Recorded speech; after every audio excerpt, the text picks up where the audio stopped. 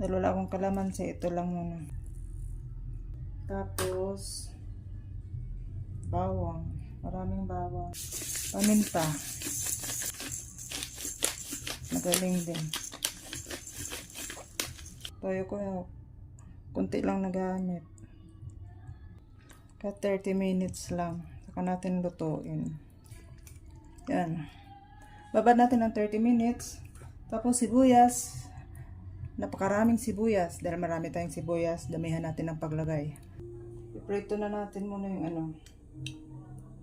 Na siya ng 30 minutes. Prito na natin siya. Luto tayo ng beef steak.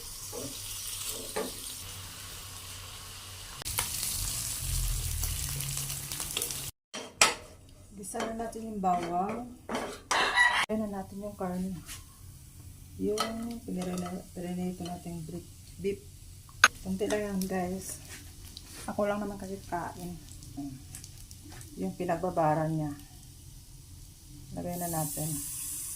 Lagyan natin na siya ng seasoning.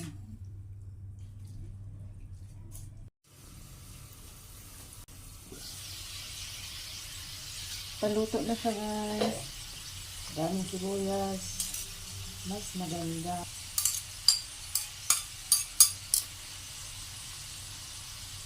Ayan na siya guys. Luto na yan guys. Pinoy beef steak. Ayan na siya guys.